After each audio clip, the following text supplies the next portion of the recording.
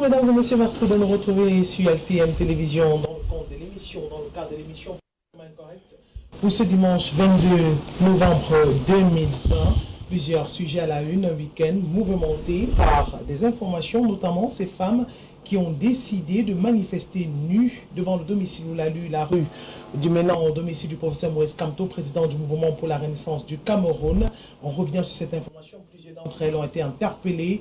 Une information, on en parlera sur ce plateau. On s'intéressera aussi à la réunion des gouverneurs pour la sécurité dans les 10 régions du Cameroun, et on parle justement d'une sécurité qui est démise avec les fêtes qui s'annoncent, les fêtes de fin d'année, mais surtout les élections régionales prévues pour le 6 décembre 2020, alors que la campagne a été lancée ce samedi 21 novembre à travers le triangle national. Deuxième sujet de cette émission, et puis du sport. C'est pas l'accoutumée qu'on en parle, mais une information qui a fait couler beaucoup d'encre et de salive tout au long de la semaine. On parle de ce bras de fer entre la Fédération camerounaise de football et la Ligue professionnelle de football et le TAS qui a rendu une ordonnance en fin de week-end réhabilitant la Ligue dans ses droits d'organiser le championnat.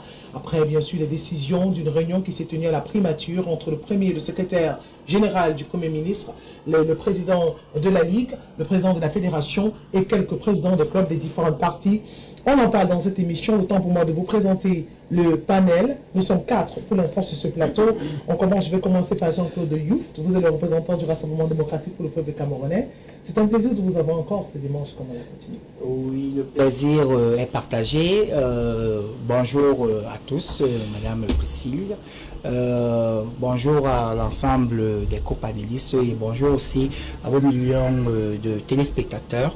Je voudrais prendre quelques secondes juste pour présenter mes hommages et une pensée vive pour votre consultant Elimbi Lobert, dont on s'est souvent retrouvé sur des plateaux et qui a été agressé. Je souhaite prompte guérison à notre homme politique, citoyen républicain, Monsieur Abel Elimbi Lobert. Elimbi Lobert qui se porte de mieux en mieux, prendre rétablissement selon des dernières informations. Alors, avec vous, Jean-Claude Youft, je voudrais qu'on s'intéresse, comme à l'accoutumée, à la première articulation de cette émission, qui revient sur les grandes unes qui ont marqué la rédaction centrale de LTM Télévision. Et je vais avoir votre avis justement sur l'interdiction du MINAT, le ministre de l'administration territoriale, qui interdit le mouvement 10 millions de nordistes, 10 millions de nordistes qui a été donc interdit en fin de semaine par le MINAT, ce mouvement-là. Et le ministre parle justement d'une guerre politique selon le journal Émergence. Émergence parle d'une guerre politique dans le Grand Nord avec ce mouvement qui pourrait déstabiliser le Cameroun. Mais la raison évoquée par le MINAT, c'est justement le manque d'autorisation pour cette association-là de pouvoir avoir des activités. Oui, je pense que le MINAT a mis fin à ce qu'on appelle la tolérance administrative. Parce que cette association, 10 millions de nordistes, était déjà en train de prendre des proportions inquiétantes.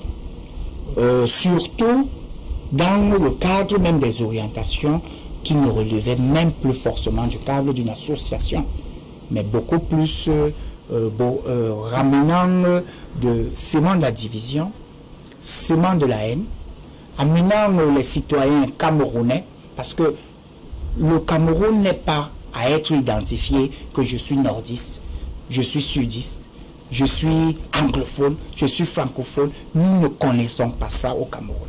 Ce que nous connaissons au Cameroun, nous savons que on est Bassa, Ewondo, Beti, Foufoudé et tout.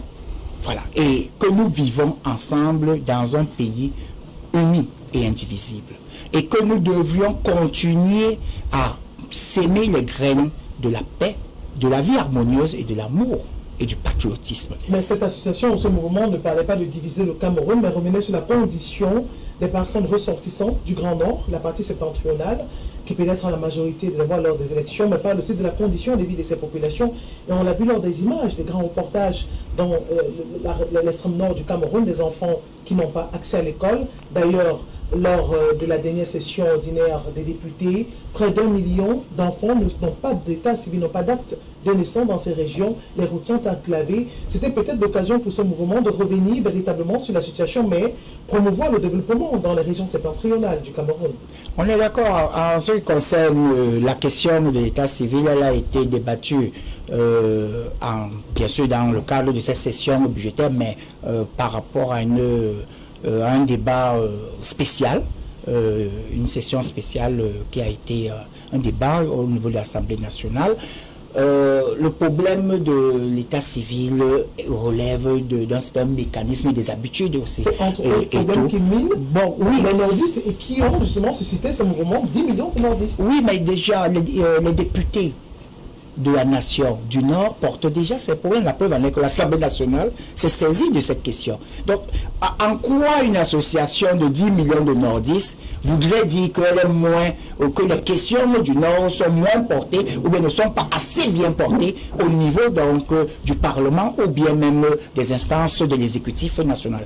Et autre chose, quand on a besoin d'être une association dynamique qui œuvre dans le cadre de l'amélioration des conditions de vie de ses concitoyens, on peut par exemple dire qu'ils étaient peut-être en train de faire des propositions sur l'amélioration de la carte scolaire, sur l'incitation aux inscriptions, parce qu'il faut avouer que pendant longtemps, par exemple au niveau du Grand Nord, un certain nombre de populations privilégiaient beaucoup plus les activités de cette part. On n'a pas vu cette association à pied d'œuvre, mais on a plusieurs associations qui défendent des idées d'incitation à pouvoir rester unis. C'est ce qui est véritable, faire exactement ce qu'il fallait faire. Taper le point sur la table. Exactement. Et nous sommes fiers véritablement de notre dominante. On voit bien dans vos déclarations. On va prendre le deuxième invité de ce panel. Il est le représentant du mouvement pour la renaissance du Cameroun. Vivian Coué, bonjour et bienvenue sur le plateau de Politiquement Incorrect. Bonjour à tout le panel. Et si vous me permettez, destination. Le premier bonjour va d'abord à l'endroit de mon président, le professeur Maurice Kamto, qui est le président légitime du Cameroun. Et le Paul, en justement se mettant en tenue d'Adam et Ève pour se surveiller sans aucun motif ou sans aucune notification. Et le troisième bonjour va à l'endroit de toutes les mamans victimes de la crise anglophone qui ont perdu leur progéniture, qui leur désarroi pour que, enfin, oublier. Donc, mon bonjour va spécialement à toutes. Le jour qui revient sur l'affaire du TPI de Bonandio, avec 30 avocats recherchés par la police, qui est revenu justement sur l'arrestation de Maître Richard Tamfou, militant du MRC, qui faisait partie justement de ces avocats qui ont été gazés du côté du tribunal de première instance à Bonandio il y a quelques semaines. Comment avez-vous apprécié ces nouvelles du côté du mouvement police, du moins, qui en réalité jusqu'ici ne respectent pas, n'ont pas respecté les canaux. Il me semble avoir suivi que effectivement on a posé des guet-apens à certains avocats. On n'a réellement pas utilisé ce qui est républicalement correct en matière de justice, en matière de procédure, pour interpeller un citoyen, fût-il un avocat. Donc, notre compatriote Tamfou, qui en fait partie de cette foulée des avocats qui sont interpellés de façon abusive, nous laisse justement un goût très amer. Un goût amer simplement parce que ça nous rappelle effectivement 4 ans en arrière, quand les avocats d'expression anglophone se mettaient dans la rue pour manifester un certain nombre de courroux de leur part, de leur pratique, de leur profession, qu'ils ont reçu en retour une sorte de barbarie sauvage de la part Mais est-ce que le cas des manifestations des avocats dans les régions du Nord et Sud-Ouest peut s'appliquer à ce qu'aujourd'hui au tribunal de première instance, quand on sait que ceux se manifestaient contre une décision de justice, les avocats qui sont censés représenter la loi, montrer aussi le bon exemple, aujourd'hui s'opposent aux décisions de justice. Est-ce que c'était l'exemple à montrer? Est-ce que ça en valait la peine finalement? Est-ce que c'est pas la raison pour laquelle les autorités administratives policières aujourd'hui se retrouvent à arrêter certains avocats, ces hommes qui sont censés dire le droit? Justement, on a vu une scène, du moins pour aller dans le centre de votre question, nous avons vécu une scène très effroyable, très dégradante, où on a vu en plein paquet les gaz lacrymogènes, les policiers se matraquer les avocats. Et justement, pour des hommes qui pratiquent le droit, au moins qui sont au quotidien et qui défendent les causes des citoyens, voir une telle humiliation ne peut que laisser ne peut que construire davantage l'idée que nous avons d'un régime qui excelle davantage dans la barbarie et dans le souci de davantage intimider et de faire passer la force comme modèle de gouvernance. Donc, Maître Tanfou et les autres avocats, comme je disais tout à l'heure, sont interpellés par des mécanismes très peu orthodoxes je veux dire de la procédure en matière judiciaire, la procédure d'interpellation. On a vu qu'il y a eu beaucoup de guet-apens, il y a eu beaucoup de pièges, comme on dit souvent localement, qui ont fini par conduire certains de ces avocats, justement, les praticiens du droit, comme vous l'avez bien dit, ceux qui sont au quotidien à servir les Camerounais, à défendre les causes, être humiliés de la sorte. Je dis, nous disons, surtout nous, MS, nous disons qu'effectivement, nous laissons le son aux Camerounais d'apprécier d'eux-mêmes de quoi il est question sur toutes les dérives que nous dénonçons de ce régime qui s'entête du jour au lendemain à présenter un pays finalement barbare, un pays qui évolue en reculant et qui en réalité salit l'honneur de la justice pour des causes politiciennes. Merci, c'est votre mot d'introduction. Co-service, on renforcera avec vous tout au long de cette émission. On prend le troisième invité rapidement. Monsieur Serge Kamdem-Kwam, avec vous, on va s'intéresser véritablement aux questions sportives sur ce plateau. Finalement, j'y arrive.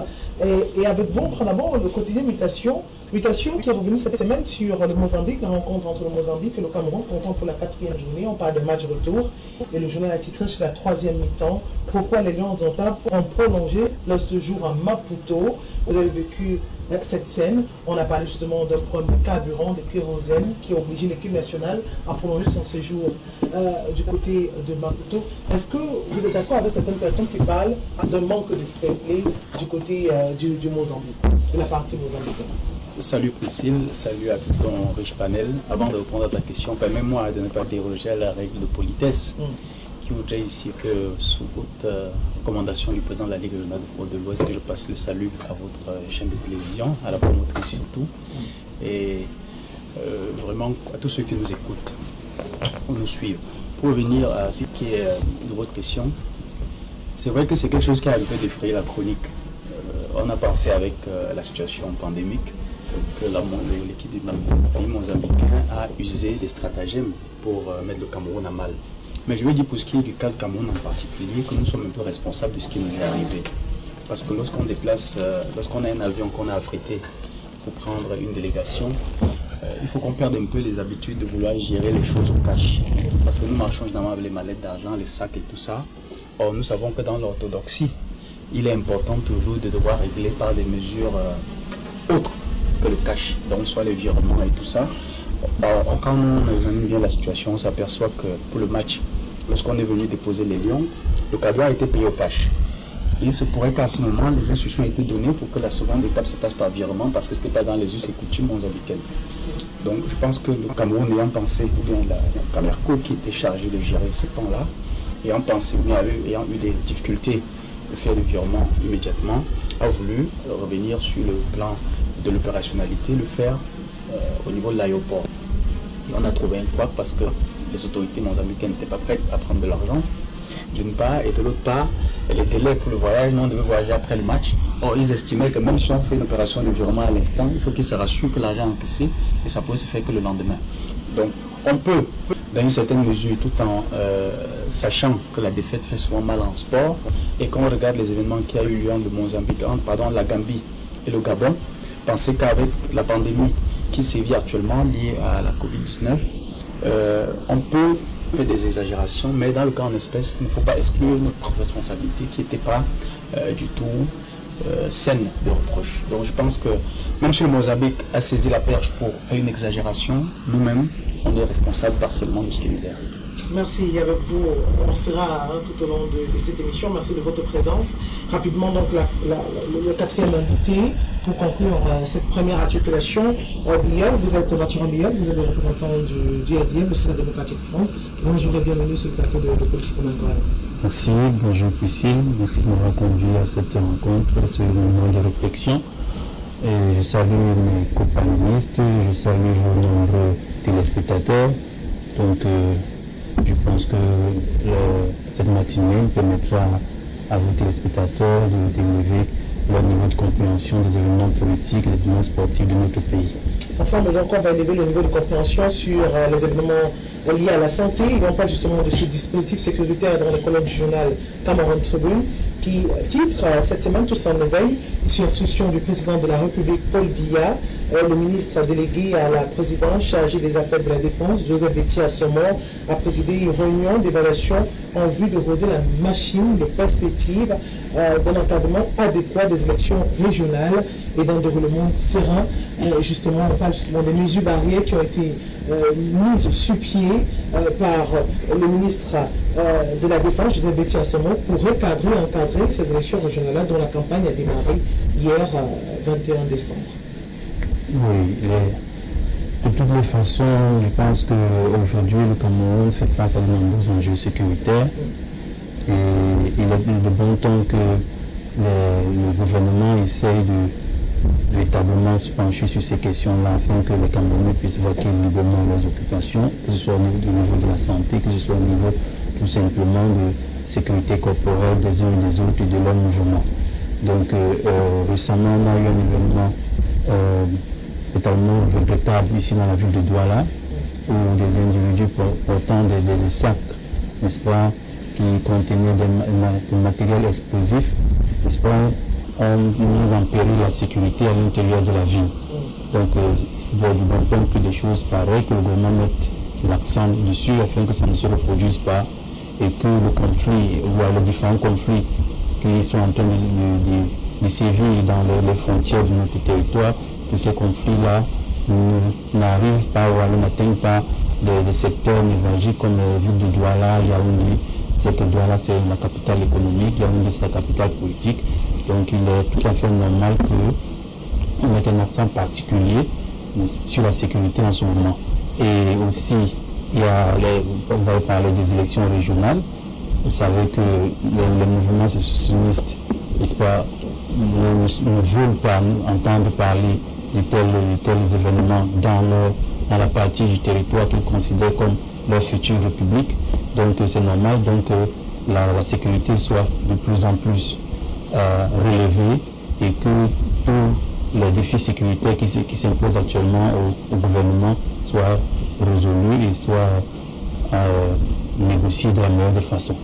Alors, merci Mathieu d'être là. On va prendre le premier sujet de cette émission et on revient sur cet événement qui a eu lieu du côté de Yaoundé, manifestation, revendication pour la liberté du professeur Moïse Kamto, le président pour le mouvement La Renaissance du Cameroun. Cette dame, jeune fille, maman, qui ont manifesté nues du côté donc, du quartier, un quartier à Yaoundé, et plusieurs d'entre elles ont été interpellées par les forces de maintien de police.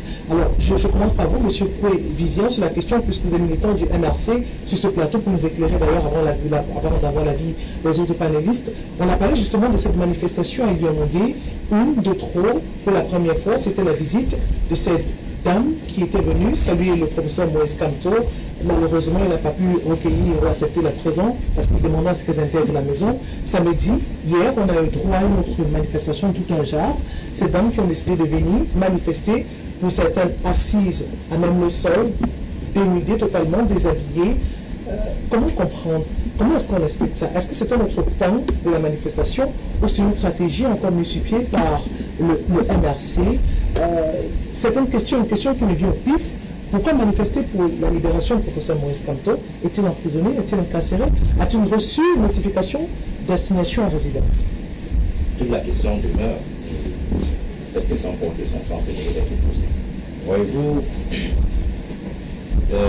il est très désolant de parler d'un pays démocratique où effectivement on a le professeur Maurice Kamto, leader politique, leader d'opinion, qui vit aujourd'hui une situation qu'on a déjà vécue durant une certaine époque. Je peux rappeler ici 92 avec le chairman John Fundi, qui lui était contrairement au chairman, je ne sais pas s'il avait reçu une notification de justice, mais semblerait-il que les contextes étaient effectivement les mêmes choses, où le chairman avait fait 6 mois avec toute une armada de militaires postés devant son domicile. Oui, effectivement, nous avons nos mamans militantes du MRC qui se sont rendues à toute liberté, puisque n'oublions pas que la notion de liberté confère aux citoyens le droit d'aller et de venir, de rendre visite à qui veut, d'assister qui veut. Donc, nos militantes se sont rendues chez le président, question de le ravitailler. Et puis, malheureusement, cette armada d'hommes en tenue, postés devant son domicile, justement a usé d'un pouvoir dont on ne connaît pas les justificatifs. Nous savons au jour d'aujourd'hui qu'il n'y a pas une notification de justice qui autorise ou alors qui peut justifier la présence d'une telle présence d'hommes en tenue devant le domicile de notre président. Nous ne comprenons pas pourquoi est-ce que chaque fois justement que quelqu'un doit s'y rendre, qu'il soit tout de suite empêché. Et la première, c'était la vice-présidente qui s'est rendue et qui a dû passer par la DGSN pour avoir une certaine autorisation pour se rendre dans son domicile. Qu'on a vu de se poser la question, de quoi en est-il question? Est-ce que c'est une résidence, il est assigné à résidence surveillée?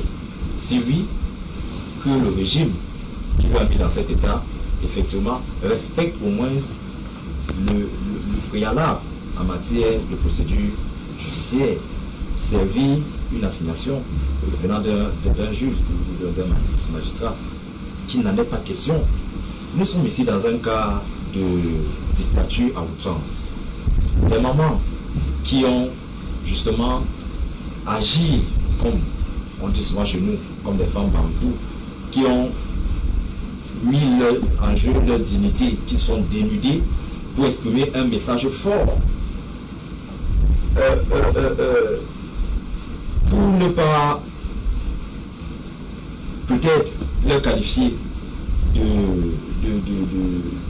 recalcitrante ou alors de celles qui voudraient créer une situation chaotique, elles ont mis en jeu leur propre dignité pour dire nous ne sommes plus d'accord et il en est de trop. Pourquoi est-ce que nous ne sommes pas libres d'avoir accès? Et si vous voulez donc continuer à nous empêcher, on va mettre en jeu notre dignité, c'est notre dignité, pour que vous compreniez qu'effectivement vous avez poussé le vase plus qu'il en fallait.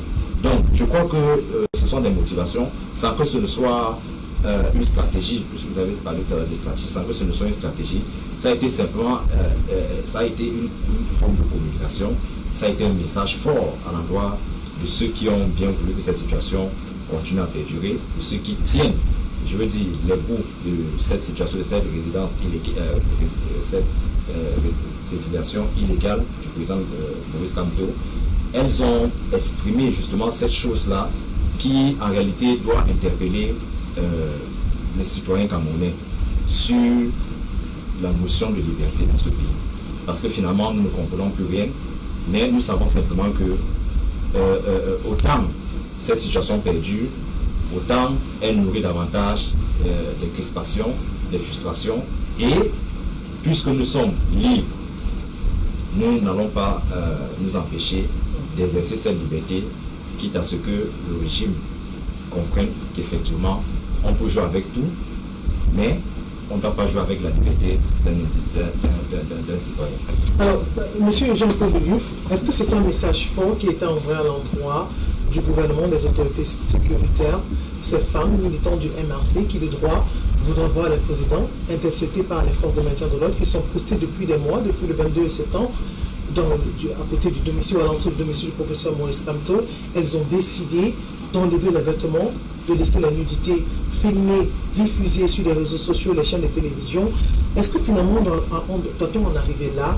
Est-ce que finalement on peut dire le message fort, c'est un message fort qui est passé et en tenir ou attendre les résultats quand ces dernières ont été interpellées par la police? Je suis indigné parce qu'en réalité, lorsque nos mamans se comportent déjà ainsi, on ne sait même plus finalement quel sera le sens des valeurs sur même le plan moral et de la dignité qu'elles vont nous transmettre. Heureusement que toutes nos mères ne sont pas comme ça et qu'on ne retrouve que cette catégorie. Est-ce qu'on peut parler de catégorie? Ailleurs, on a vu des femmes se dénuder ou se déshabiller pour revendiquer leurs droits, pour revendiquer certaines choses. C'est une façon, certains parlent d'une communication pour peut-être aiguiser ou sensibiliser les uns les autres. Pour l'instant, cette méthode est utilisée et pratiquée par un parti politique qui s'appelle le MRC. Quand ce sera dans un autre parti, on va dire les Camerounais ont les habitudes de pouvoir pratiquer ainsi. Donc c'est pour cela que j'étais en train de dire que c'est une frange de certaines mamans dans une formation politique bien connue. C'est de ça dont il s'agit. Bon, heureusement que ce parti est même d'abord minoritaire. Nous lui accordons beaucoup d'importance même par rapport même au poids politique qu'il devrait être. Ces revendications, je ne sais pas si elles sont fondées ou pas, parce qu'en réalité, c'est très facile. Ce collectif de nos mamans devait se rapprocher du collectif des avocats de défense de M. Maurice Kamto, qu'ils ont appelé le collectif des avocats de Maître Swap, qui a pris connaissance du dossier à charge. Parce qu'en réalité, la justice, c'est ça, qui a pris connaissance.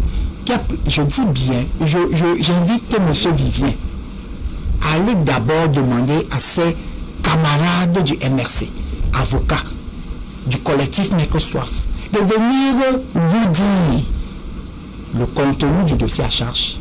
Parce qu'en réalité, depuis que ce collectif des avocats de M. Maurice Kamto a rencontré le délégué général à la Sûreté nationale et le secrétaire d'État à la défense en charge de la gendarmerie, ils n'ont plus jamais parlé. Ils n'ont plus jamais sorti de communiqué officiel. Pourtant, nous les connaissons très engagés. On connaît les leaders de ce groupe-là. Donc, alors on se pose donc nous la question. Qui est en train de vouloir se moquer de l'autre?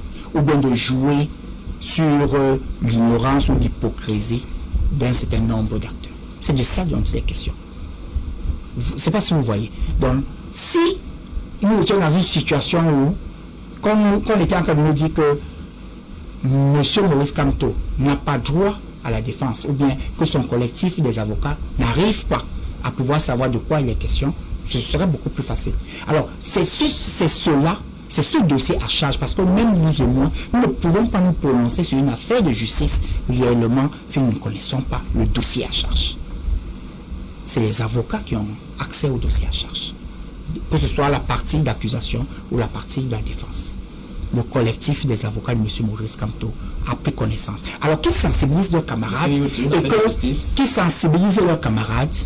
et que leurs camarades cessent de pouvoir se profaner, de pouvoir faire une dépravation des mœurs et atteindre même à la dignité. Parce qu'en réalité, il y a aussi... C'est-à-dire, on parlait tout à l'heure sur mon propos introductif, dont vous m'avez questionné, on a parlé de l'intolérance administrative.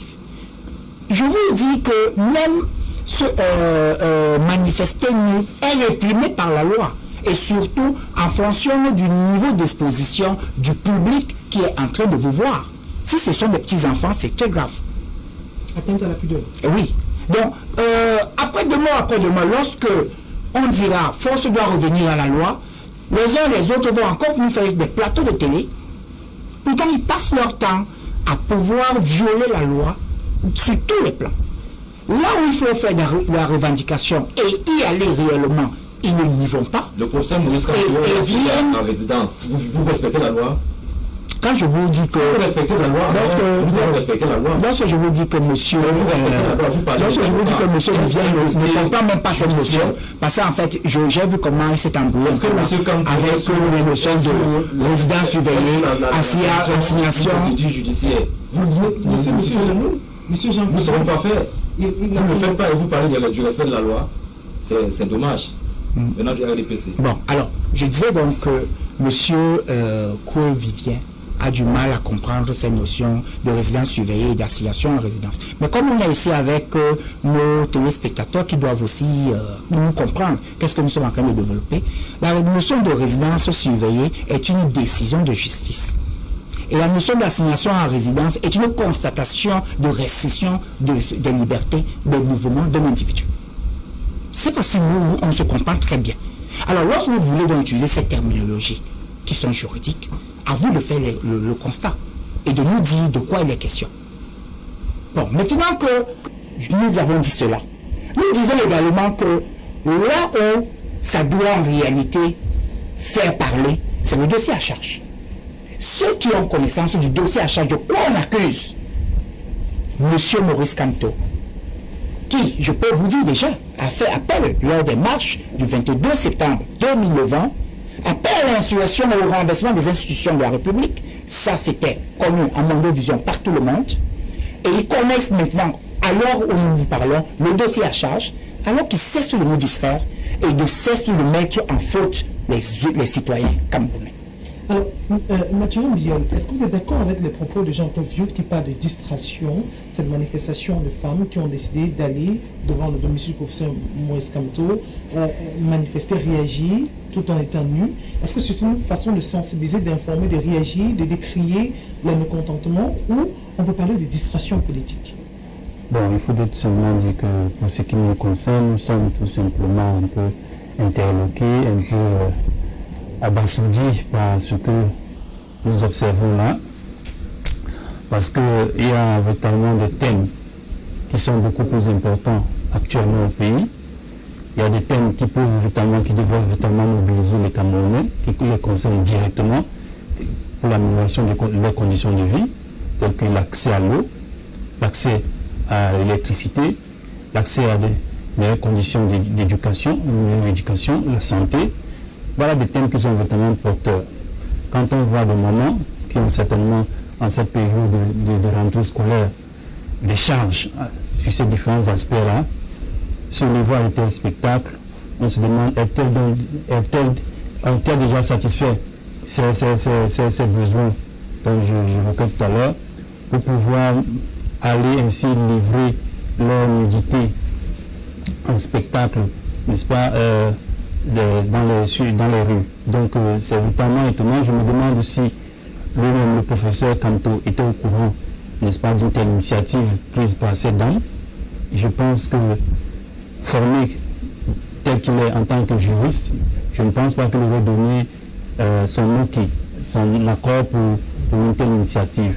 Donc ceux qui ont monté cette affaire doivent seulement, je pense qu'ils vont répondre de leurs actes devant la loi, parce que ce sont des actes qui sont répréhensibles par la loi. Donc il ne faut pas par la suite que ce soit ces femmes-là qui soient abandonnées entre les mains de la justice et que demain on les voit en train de pleurer sur les médias pour demander pardon aux Camerounais. Donc il faut véritablement que les Camerounais sachent où se trouvent leurs priorités. Les priorités, là, il ne s'agissait pas de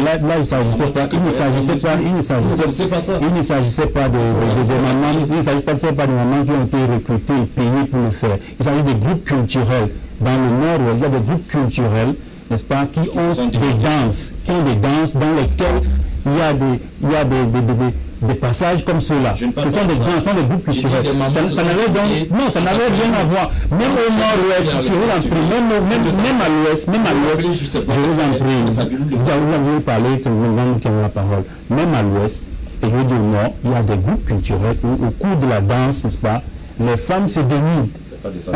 Mais là maintenant, ce qui s'est passé là, il faudrait que ceux qui ont organisé ça nous disent justement quel est l'objectif visé, de déshabiller des mamans, de déshabiller des grandes mères, n'est-ce pas, et de les balader nues dans les rues. Il faut qu'on nous dise quel est l'objectif visé. Si c'est un objectif qui vise tout simplement de faire parler ce parti politique, de ce qu'on puisse parler de lui dans les médias, ou alors l'objectif c'est de nous installer en permanence dans un pseudo-plan de résistance. Depuis 2018, s'il vous plaît, vous nous empêchez de parler. Quand vous parlez, personne ne vous contredit. Quand vous parlez, personne ne vous contredit. Laissez-nous parler. Donc, si on ne peut pas depuis 2018, n'est-ce pas, bloquer les Camerounais dans un plan de résistance qui n'a pas de valeur, qui n'a pas sa place, parce que effectivement, celui qui engage et qui mobilise dans ce plan de résistance n'a pas gagné une élection au Cameroun. Il doit le comprendre. Et en plus de cela, ce sont les personnes du même système. C'est quelqu'un qui a servi le système pendant près de 8 ans. Donc les 38 ans, les 38 ans d'échec du régime Biya, il est comptable de moins 8 années. Donc il ne peut pas aujourd'hui venir prendre en otage le pays depuis 2018 dans un fumeux plan de résistance qui depuis bloque la vie des Camerounais. Donc les Camerounais, il y a des thèmes qui sont plus importants, l'éducation. Moi j'aurais été d'accord avec ces dames-là, qu'elles manifestent pour améliorer les conditions d'éducation ou demander peut-être l'annulation du paiement des droits à l'université, les 50 000 injustes qui sont imposés aux étudiants. Voilà des thèmes. Et ces dames-là doivent effectivement avoir des enfants qui sont à l'université. Demander peut-être que l'accouchement dans les hôpitaux, que l'accouchement soit gratuit dans les hôpitaux publics. Voilà les thèmes qui doivent mobiliser les Camerounais. Demander que l'électricité, le coût de l'électricité soit diminué au Cameroun. Donc on ne peut pas prendre en otage un pays autour d'un individu qui prétend avoir gagné une élection et qui maintient le pays dans un plan de résistance fumé depuis près de 2 ans. Donc voilà ce qui tout de même nous met mal à l'aise, et on se dit que les Camerounais ont le droit de manifester, les Camerounais ont le droit de revendiquer, mais revendiquant sur des choses et sur des thèmes qui véritablement entraînent un développement de notre pays, un développement de notre condition de vie. Voilà véritablement les véritables aspects. Et moi, ce qui s'est passé hier, tout simplement, c'est du folklore, c'est un petit entamant pour qu'on se souvienne qu'il y a peut-être une formation qui souhaite exister pendant les 5 années d'hibernation qu'elle-même a décidé de subir. Donc ce n'est pas vraiment un événement particulier qui devrait susciter l'attention des Camerounais et les amener à se mobiliser pour des causes qui n'ont pas d'impact direct sur leur vie. Alors, une autre information qui a mobilisé et suscité l'attention de plusieurs Camerounais, c'est ces engins qui ont explosé du côté de Bonabéry, c'est à Douala, dans la capitale économique du Cameroun. Malheureusement, cet aspect des choses n'a pas eu le résultat escompté, puisque ces poseurs de bombes eux-mêmes ont été victimes de leurs propres engins. Les vidéos ont été diffusées sur les réseaux sociaux, pas des vidéos qui ont presque été virales, où on les voit s'exprimer sur la question, où près de deux sacs de poudre noire ont été réquisitionnés par les forces de police. Et je vais aborder ce sujet avec vous, M. Simon Mokete. Bonjour et bienvenue sur le plateau de Politiquement Incorrect. Bonjour, et puis merci pour l'invitation. Je salue tous les nombreux téléspectateurs de LTM Télévision, et puis je suis content d'être là. Je salue aussi tous les membres du panel. de ce monument. Voilà, on parle donc de ces engins explosifs du côté de Bonadéry, à quelques jours seulement de la réunion qui s'est tenue en présence des gouverneurs des 10 régions du Cameroun pour renforcer la sécurité dans ces régions en ce moment des fêtes de fin d'année, mais surtout des élections régionales.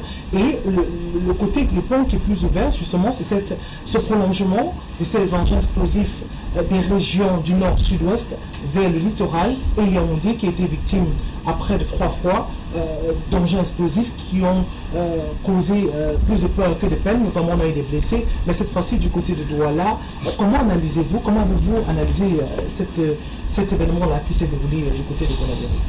Je pense que c'est une situation qui est très inquiétante parce que c'est dommage pour ce beau pays qui est le Cameroun, qui a toujours été ce pays qui a toujours fait rêver tout le monde, même ses voisins, et qu'aujourd'hui on arrive à cette situation qui est quand même très inquiétante. Je pense que ça appelle quand même de la vigilance, un peu de sérieux. C'est une situation du nord-ouest qui est très embêtante, qui encombre, qui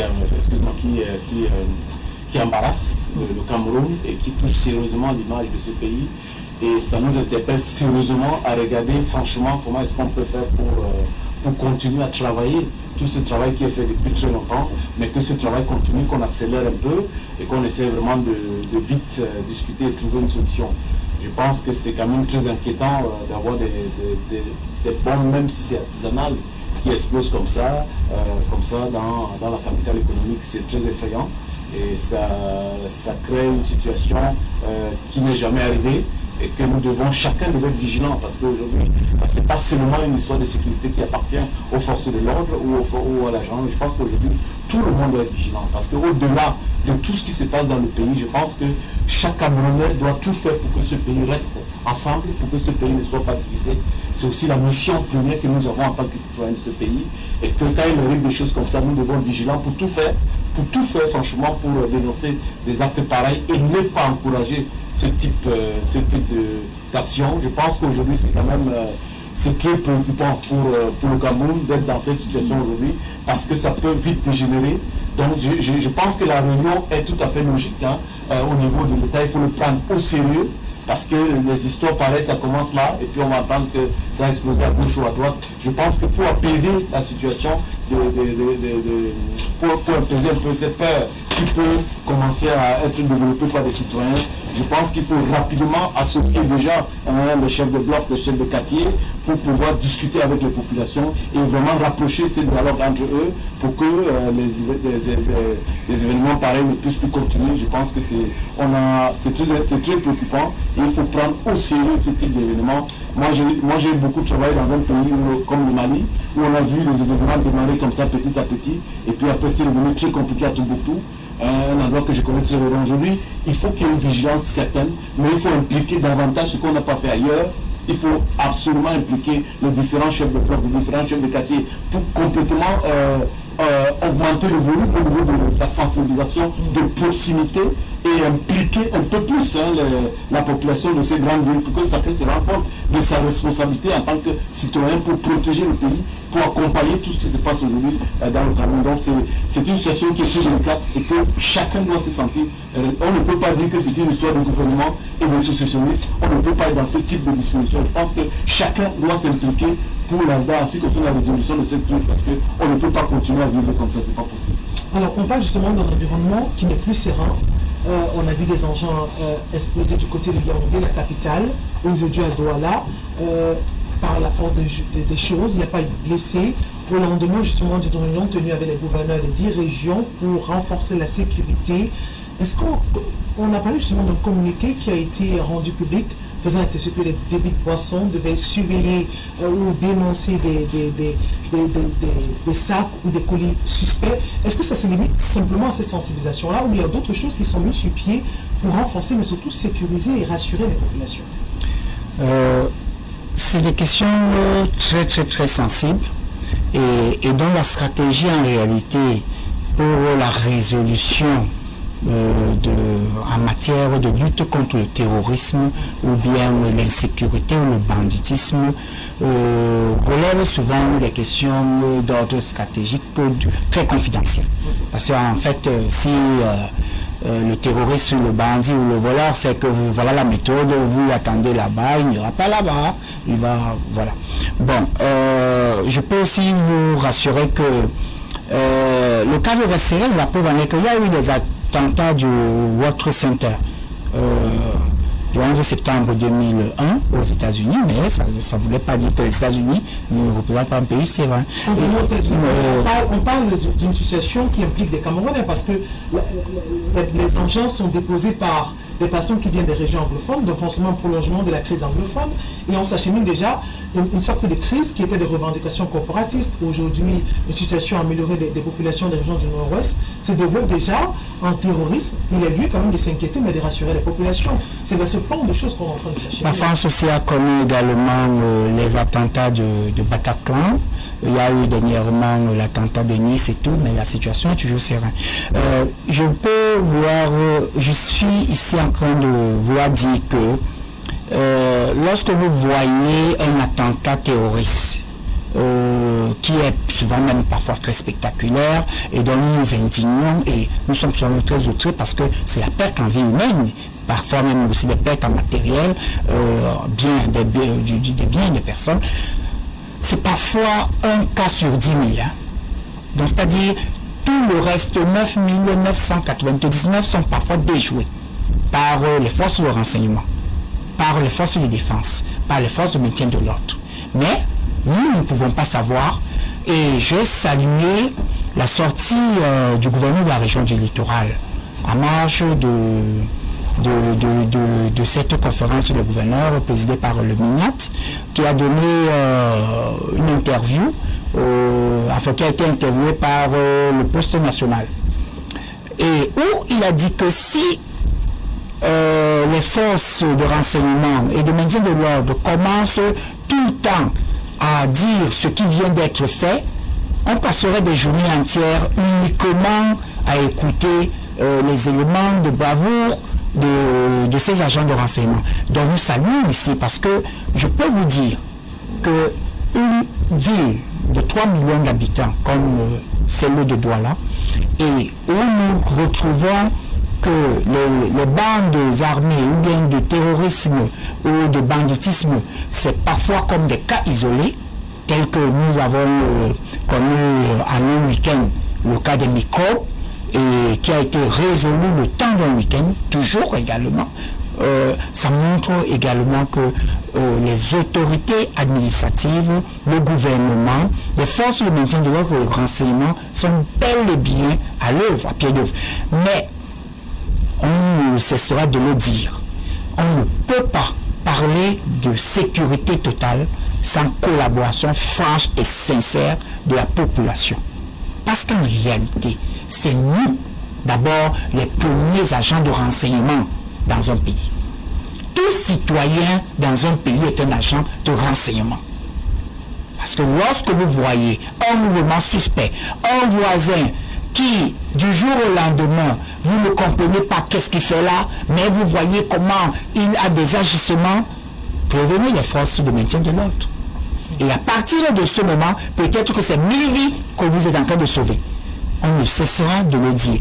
Lorsque vous voyez quelqu'un portant des sacs ou bien des éléments suspects, mais appelez les forces de maintien de l'ordre pour qu'ils ne puissent être interpellés. Vaut bien mieux que nous puissions procéder à des interpellations préventives, même si ça n'a rien donné, mais entre-temps, ça va continuer à déjouer et à permettre à ce que les uns et les autres ne pourront pas atteindre leurs objectifs. Donc le terrorisme est une guerre asymétrique, où ce n'est que de par on sépare le moment de surprise, où ça ne peut que fonctionner. Parce que tant que ce n'est pas par l'effet de surprise, les forces de maintien de l'ordre et de défense sont souvent les mieux outillées. Alors, pour pouvoir donc anticiper sur cet effet de surprise, c'est le renseignement. Et le renseignement, c'est quoi?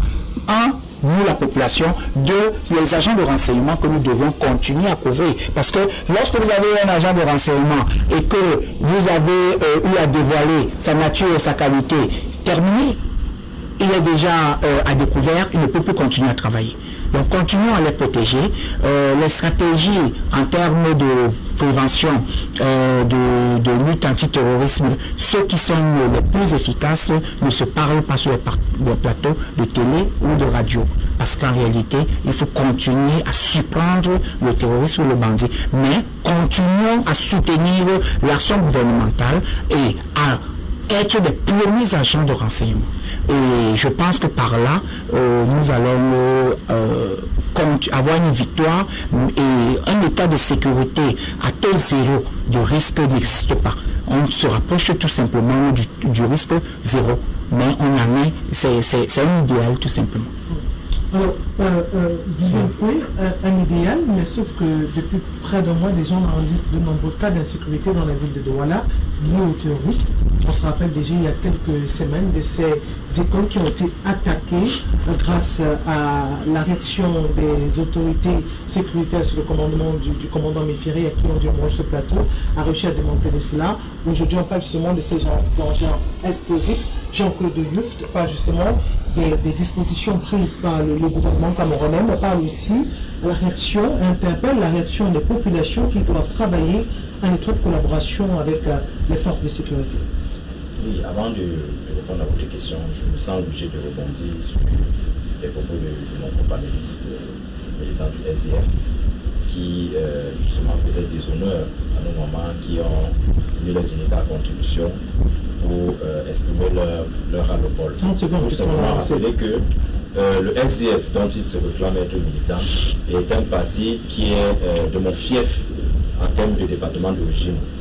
Je suis de la région du Nord-Ouest et je vais vous dire que cette pratique de nudité des mamans et des femmes est effectivement dans nos us et coutumes. C'est-à-dire que les mamans ont des situations, et c'est beaucoup plus d'une forte propension dans ma région d'origine, comme je disais tout à l'heure, dans le Nord-Ouest, où chaque fois qu'il y a des situations qui peuvent perdurer et qui peuvent finalement mettre mal à l'aise, je veux dire, le quotidien, on a vu nos mamans, généralement appelées les takemoun. C'est ce que j'ai dit. Ça veut dire que c'est culturel. Sorti, justement, elles ne sont pas payées pour exprimer. Mais elles sont certainement recrutées, elles ont été recrutées pour la cause et rémunérées. C'est différent, c'est que vous dites quoi? C'est culturel, c'est une association culturelle. Pour donner le nom de l'association culturelle. Ce qui est organisé à Yaoundé, c'est un recrutement de femmes. J'étais de dire donc et qui ont été rémunérées comme le faire du SDF, qui est ma région d'origine. Mais est-ce que c'est ça mon été? Est-ce que ces femmes sont coutume? Je vous relance avant, puisqu'on est obligé de ramener sur un sujet. Bien fait-être que ces femmes ont été recrutées, elles faisaient un travail bien payé. Voyez-vous, je suis surpris que je l'entende sur ce plateau et surtout venant d'un militant du SDF parce que sortir de telles déclarations pèse quand même d'un certain nombre d'informations et je me pose la question, est-ce que le militant du SDF est sûr des informations qu'il soutient? Alors je ne vais pas faire un débat là-dessus parce qu'il n'en connaît rien, il n'en sait rien. Alors j'étais en train de dire que dans le Nord-Ouest, nous avons des pratiques de cette nature où les mamans sortent nues. Vous dites bien pratique culturelle. Ça n'a rien à voir avec ce qui se passe à Yaoundé, qui a été recrutement de femmes pour venir poser un acte politique. Et la majorité, et ces femmes-là sont gentilles nues. Et effectivement, elles ont porté un message. Alors je reviens donc sur votre question pour parler de la sécuritaire. Pour dire que je suis quand même un peu tellement gêné, parce que effectivement, comme mon compagnoniste le plus proche le disait, personne n'a intérêt que le Cameroun s'embrasse ou se retrouve dans une situation de désordre absolu. Cela dit, la sécurité est un appel d'une interpellation du citoyen qui se réclame être citoyen de cette République. Nous vivons ici et là certains faits sociaux que nous dénonçons. Dernièrement, et je suis d'accord avec mon panéliste du RDPC, M. Yout, nous avons vu monter en puissance d'un certain groupe appelé Micro, qui était constitué des jeunes qui sévissait dans la ville et qui s'émet un certain nombre de panique. Du coup, on a vu de la rapidité avec laquelle nos officiers, nos policiers, nos hommes en tenue se sont saisis de l'affaire et je crois qu'aujourd'hui, je peux dire avec beaucoup d'affirmation que cela a été éradiqué et de la plus belle des façons. Mais sauf que là où je ne serais peut-être pas totalement d'accord, je vais rebondir, c'est simplement pour dire que la sécurité commence par une justice, une bonne justice. Parce que en fait, dans une société où la justice est mal prise, ou du moins la justice est mal rendue, voyez-vous, ça crée ce qu'on appelle des frustrations et ça ternit, ou du moins ça diminue le degré de patriotisme que les Camerounais peuvent justement le rapport avec la justice camerounaise et le fait de collaborer avec les forces de maintien de l'ordre. La justice est le levier par lequel la sécurité trouve son droit d'existence. Quand je fais mention de la justice ici, c'est simplement pour rappeler que une société frustrée, du moins qui a du mal avec sa justice, commence à se désolidariser, c'est de ça dont il est question, à se désolidariser des actions régaliennes, c'est-à-dire participer justement aux mesures sécuritaires, dénoncer. On a souvent eu des cas où, par exemple, on peut arrêter un gang de bandits, on les met en prison, et puis quelques mois plus tard, on retrouve ces mêmes bandits dehors, qui continuent à poser les mêmes actes. Donc, à ce niveau-là, vous voyez que la justice qui devait en réalité être une justice rendue au peuple camerounais pour limiter un certain nombre d'égarements et contenir l'esprit patriotique, parce que c'est ça les questions. Pour qu'un citoyen se sente concerné à fournir du renseignement, à travailler en pleine collaboration avec ceux en charge de l'ordre, il faudrait que ce citoyen se rende compte à l'évidence que la justice menée par son pays est une justice équitable. Au cas contraire, ce citoyen va se démarquer, du moins va s'éloigner davantage à jouer son rôle pour effectivement apporter ce soutien. Donc à ce niveau, on peut dire que nous sommes tous interpellés en tant que citoyens à contribuer à ce que le pays soit autrement sécurisé. Mais il est aussi bien de noter que nos aspirations, nos revendications doivent être tenues en compte. Parce que lorsque ces revendications ne sont pas tenues en compte, il va de soi qu'il y aura une scission au sein de la société. D'aucuns penseront que pourquoi vais-je contribuer à ce que les forces de maintien de l'ordre puissent effectivement traquer ceux qui veulent causer le désordre. Est-ce que ceux qui veulent causer le désordre là, en réalité, ne sont pas en train de... Je ne sais pas quoi, je prends par exemple le cas de ce qui se passe dans le nord-ouest, aujourd'hui le nord et le sud-ouest. Nous savons qu'il y a bien des familles dans la population qui sont au courant qu'effectivement il y a tel groupe qui sévit dans telle zone. Mais ils ont du mal à se rapprocher des officiers, peut-être parce que ils estiment que la cause que cela défend, c'est leur cause à eux.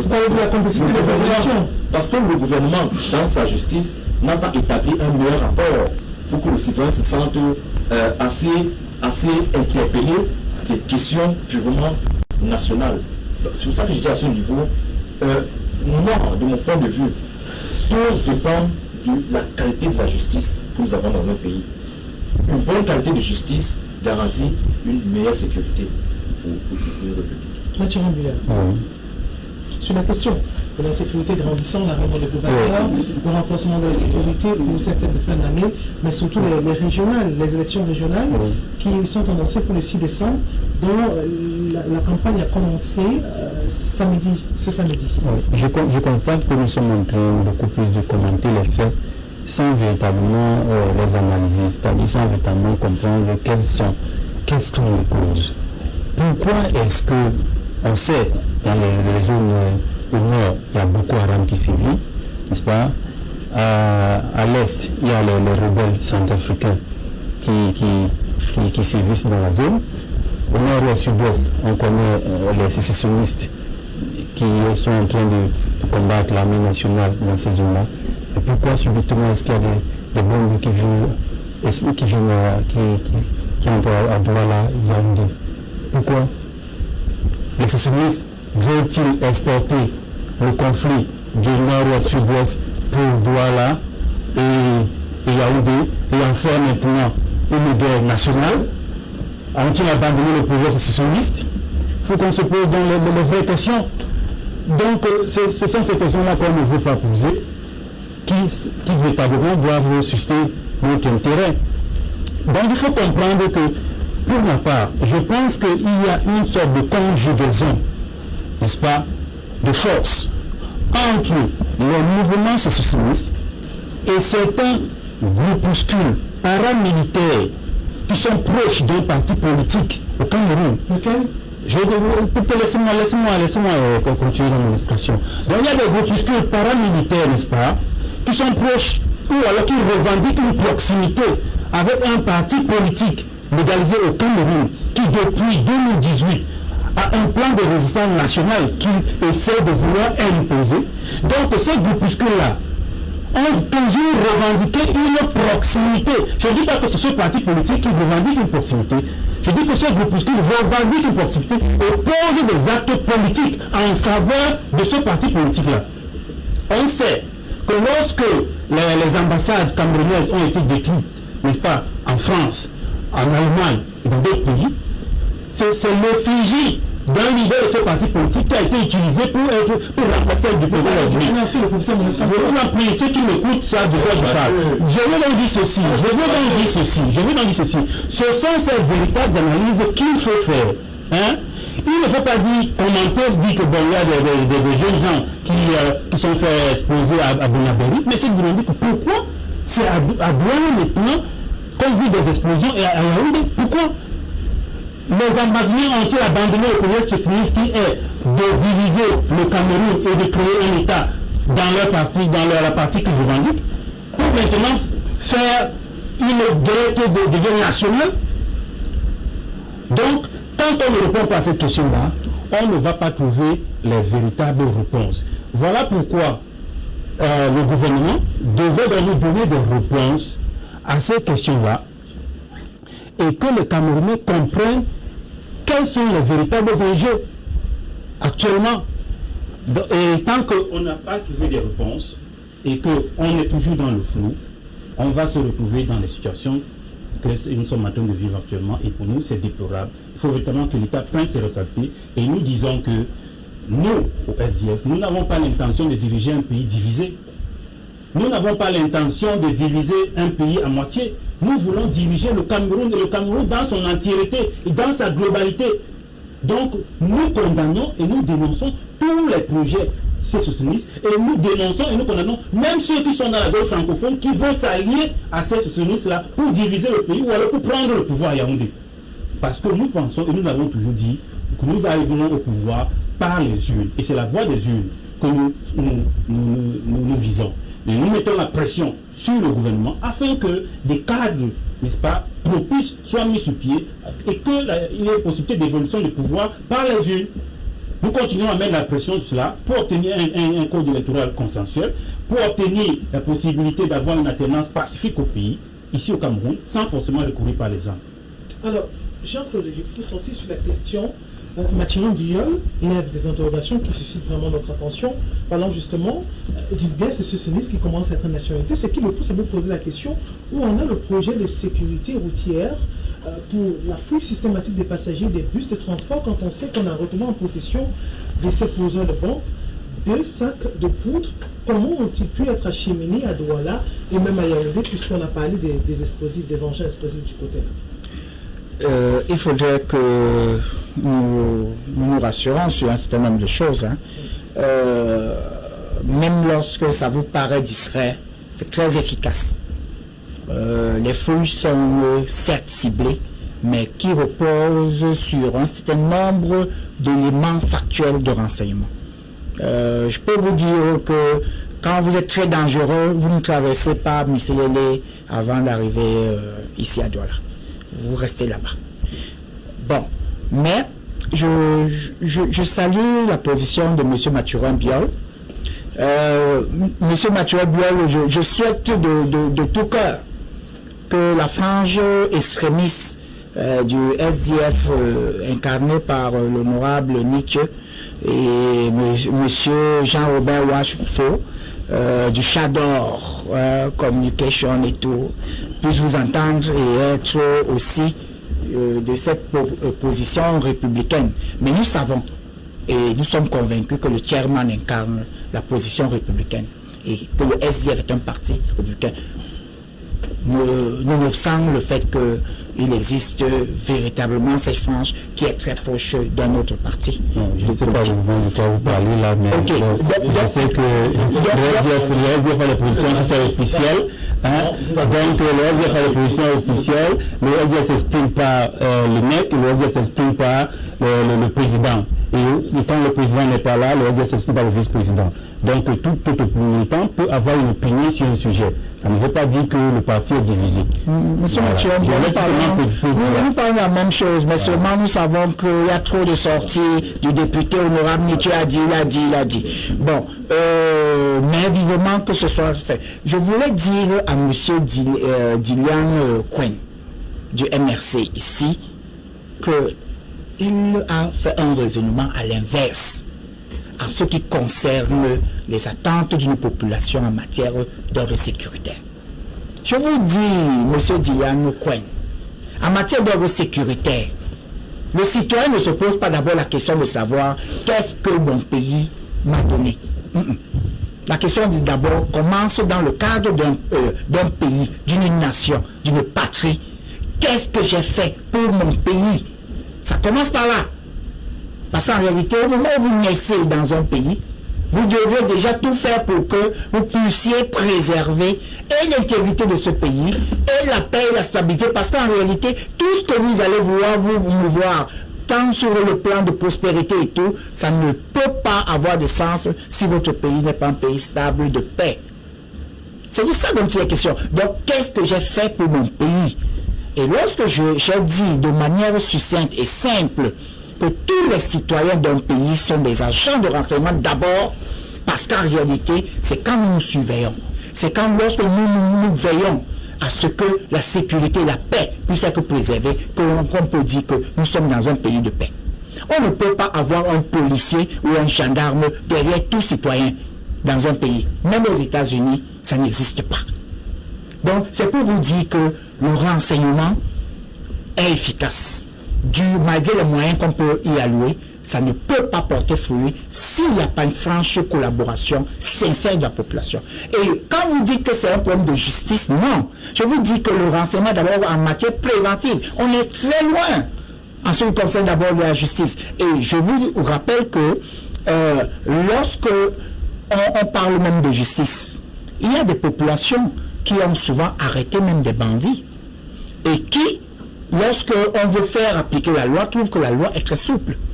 Non, trouvent que la loi est souple, mais ça dit que la loi c'est la loi, elle est dure, c'est la loi. Mais on fait d'abord en fait. Non, c'est pour vous dire que. Non, c'est pas qu'elle n'a pas confiance, c'est pour vous dire que la justice est là, la loi est là, mais c'est nous d'abord qui devons veiller sur notre pays. C'est nous qui devons veiller sur la sécurité et la paix de notre pays. C'est de ça dont il s'agit. Et nous sommes souvent très outrés lorsqu'on constate que votre parti, au lieu de condamner fermement d'abord toute forme de déstabilisation de notre nation, toute forme de division ou de sécession de notre pays, vous êtes toujours en train de vouloir trouver des subterfuges pour pouvoir légitimer une action. Je vous prends un exemple simple par exemple. Lorsque nous avons connu le massacre de nos enfants de Kumba, on n'a pas besoin de savoir si on est dans un pays de justice ou d'injustice, on doit d'abord condamner fermement. Vous avez condamné en prêtant le droit. On doit d'abord condamner. Et on doit dire que ceci ne doit plus jamais nous arriver. C'est de ça dont il est question. Gabon a été également condamné. La preuve en est que... Oui, tout le monde a condamné Gabon, le massacre de Gabon. La preuve en est qu'une enquête indépendante a été diligentée par, sur très haute institution du président de la République et les mises en cause ont été lourdement sanctionnées. C'est de ça dont il s'agit et c'est ça la justice. Donc, c'est pour revenir à ce climat et à cette situation, c'est juste pour dire que nous avons besoin, de protéger nos stratégies de renseignement. Nous avons besoin de collaborer activement. Nous avons besoin de ne pas diviser les Camerounais ou de les opposer entre eux. Parce que ici, M.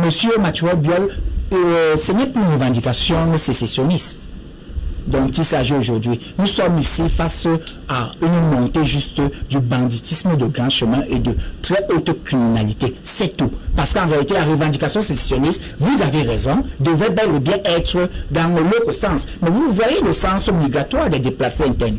Ça montre que les Camerounais, entre eux, ils sont ensemble. Ils sont fiers d'être ensemble. Ils n'ont pas de problème. L'explosion d'une bombe politique, d'une bombe dans un endroit, c'est un acte politique. C'est-à-dire qu'on sème la mort gratuitement pour susciter des mémoires et pour marquer, n'est-ce pas, la population. C'est un acte politique, c'est pas du simple banditisme.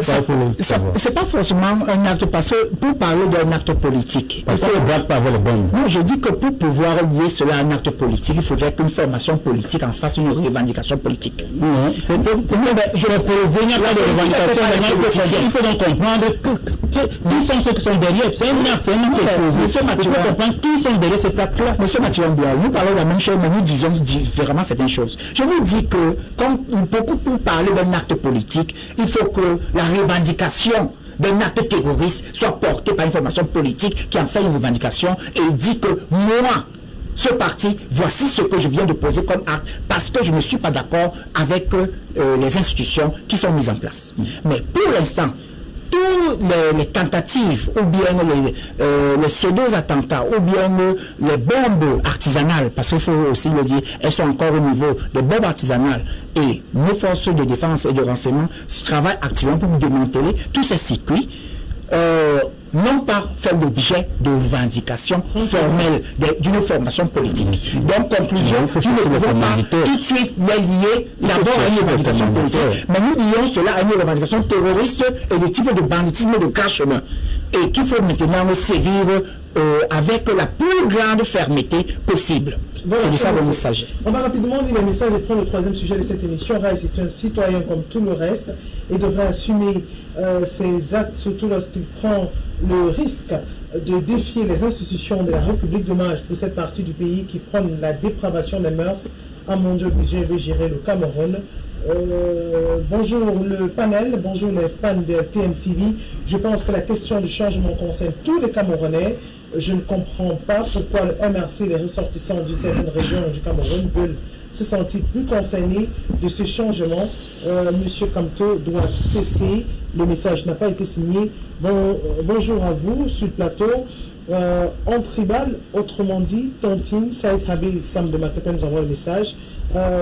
Tout comme citoyen, tout comme le reste, devrait assumer aussi ses actes et surtout prendre le risque de défier tout acte terroriste. Le message n'a pas été signé.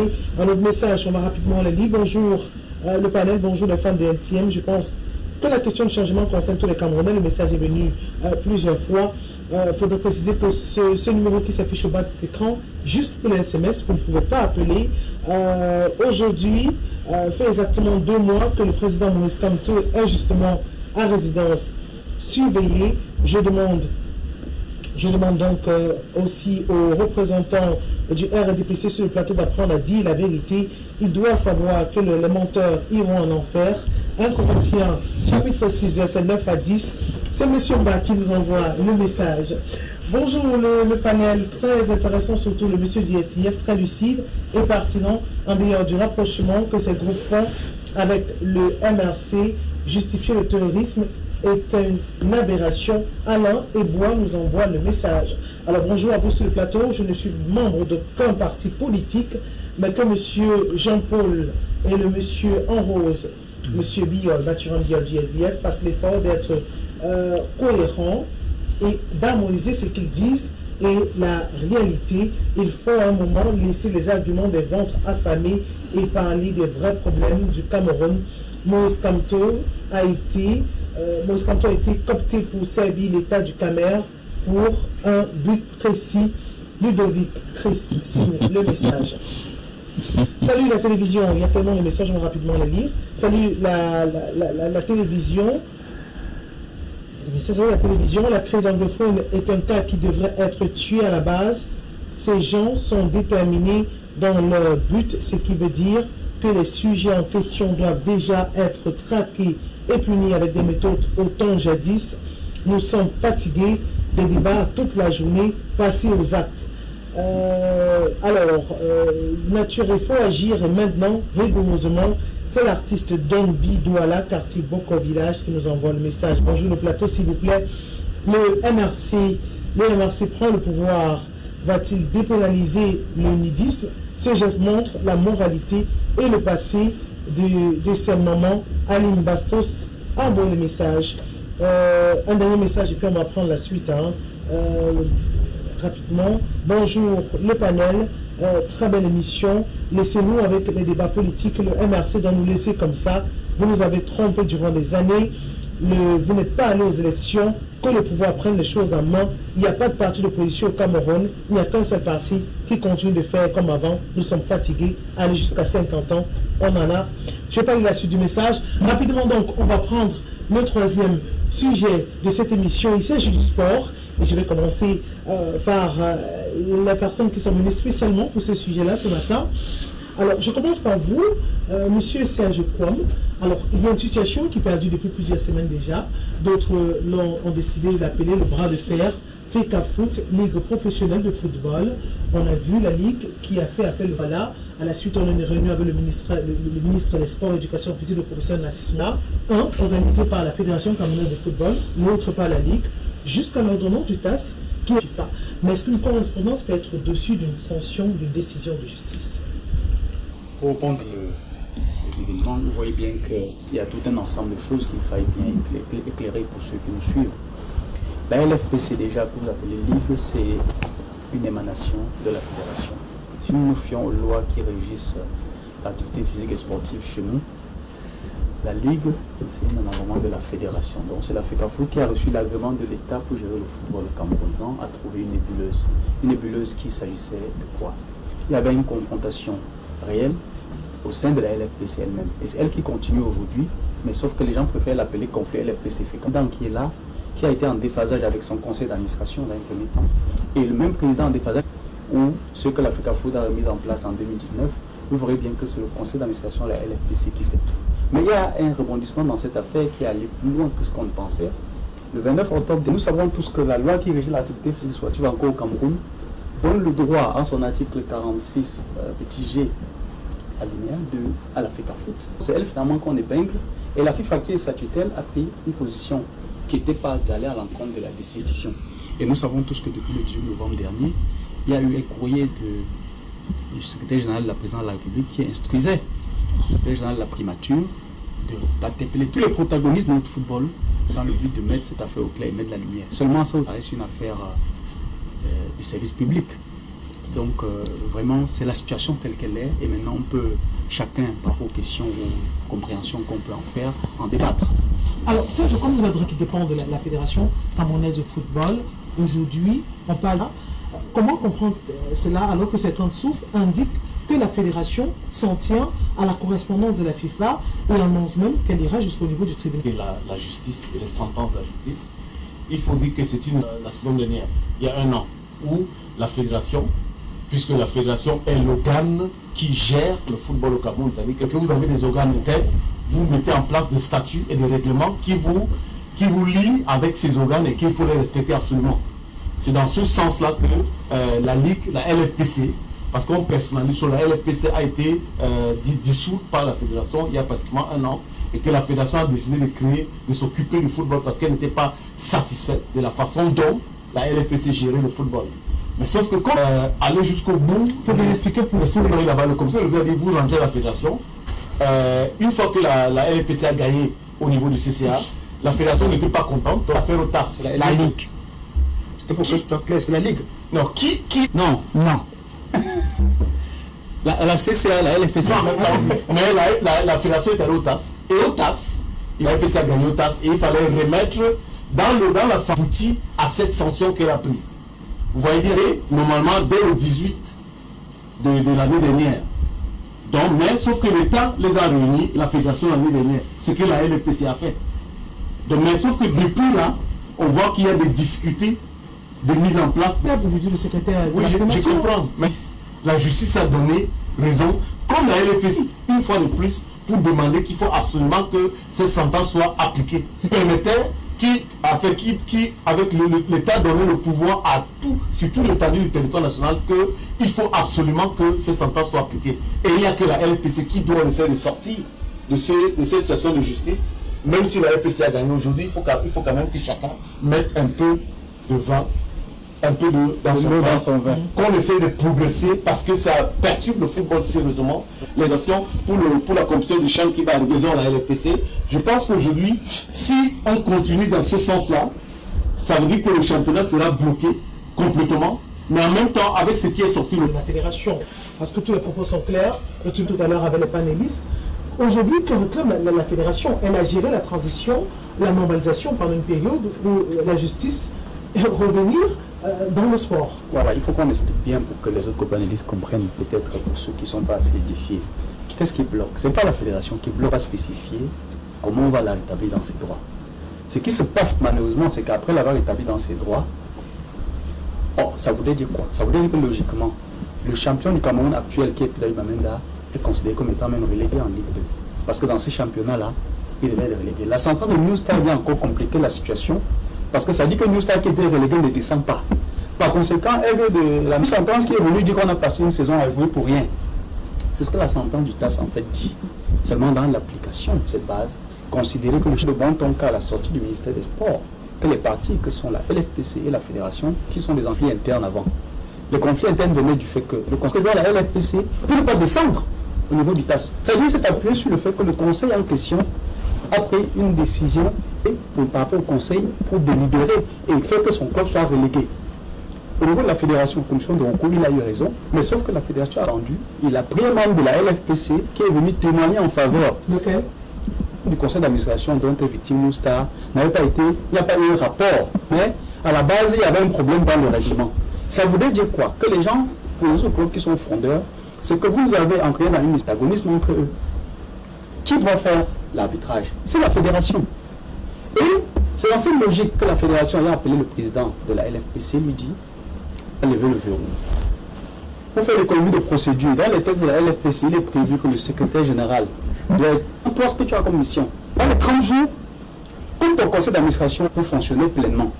Parce qu'entre autres, il faut que vous sachiez que la convention qu'il est la LFPC et la FECAFOOT pour le champ, c'est que le président de la Ligue lui demande parce qu'il n'y a rien qui soit formel. Et qui est grave, c'est que le président de la Ligue, quand il sort de là, il dit qu'il sort, ça c'est un pan. Mais à côté, il y a maintenant ceux qui veulent tempester. Mais je vous dis, quand on les a entendus à la DPJ, il s'est avéré que l'autorisation de preuve, c'est que même dans l'entretien qui se fait, qui date du 14 septembre, qui a établissé la Ligue dans ses droits, et le déroulement des compétitions qui a fait qu'entre eux-mêmes, entre-temps, les propres membres de la LFPC se soient disloqués. Ils ont eu une frange qui a prononcé la dissolution. Comment donc faire? Voilà la nébuleuse en fait. Voilà le rôle de l'État. On a vu le secrétaire général de la primature dans une réunion, tripartite, on attend les résolutions. Les résolutions sont tombées, quelques-unes, mais on attend aussi la réaction du président. Les conclusions, mais on attend justement le mot, l'accord du président de la République. C'est comme ça qu'il faut le dire. Sauf qu'au lendemain justement de cette réunion, chamboulement, renversement, le TAS encore, c'est une décision d'ordonnance. Saisit le TAS pour le dire, depuis qu'on a la décision là, apparemment on nous empêche parce qu'il y a un comité exécutif qui nous a encore enlevé les compétences. Seulement quand vous regardez bien le courrier, parce que la FECAFOOT a fait une sortie, pas plus tard qu'hier, c'est hier qu'elle est informée qu'il y a la mesure prévisionnelle parce que justement dans la procédure, d'après ce que la FECAFOOT dit, vendredi, on voit que dans la note du TAS, le contact mis pour la FECAFOOT, c'est leur contact, un contact qui est sur le site. En réalité, nous savons tous pour ceux qui sont déjà affaires aux hommes politiques ici, lorsque vous avez une procédure avec quelqu'un, évidemment on saisit votre conseil. Vous allez voir que dans le cas de la LFPC, c'est l'autre état, la FECAFOOT prétend, peut-être pas à tort, que ça a été fait pour pouvoir demander les mesures prévisionnelles, on vous donne les mesures super provisionnelles. Je crois qu'il faut bien que les spécialistes les études. Voilà. Et dans le cadre du fonctionnement du football, il faudrait que nous implantons le décor d'Afrique des Nations. Notre équipe doit avoir des joueurs compétitifs et qui sont issus pour la plupart de nos championnats, donc de notre au départ, avait constaté qu'il y avait beaucoup de dysfonctionnements dans l'organisation des championnats. Et il avait instruit aux différentes fédérations qui sont membres, qui sont des associations membres, par une instance indépendante. Mais aujourd'hui, on entend des gens nous dire, la fait première chose, ça c'est la deuxième chose. La troisième chose, très simple, c'est qu'on n'est pas ici en train de quereller deux championnats organisés. Il y a un seul championnat dont on parle de la reprise. C'est celui qui est organisé par la Ligue de football professionnel. Parce que le seul championnat qui a connu une première journée et dont on peut commencer sur le plan juridique à quereller ou pas, c'est le championnat organisé par la Ligue de football professionnel. Maintenant, non, il faut qu'on implante le décor.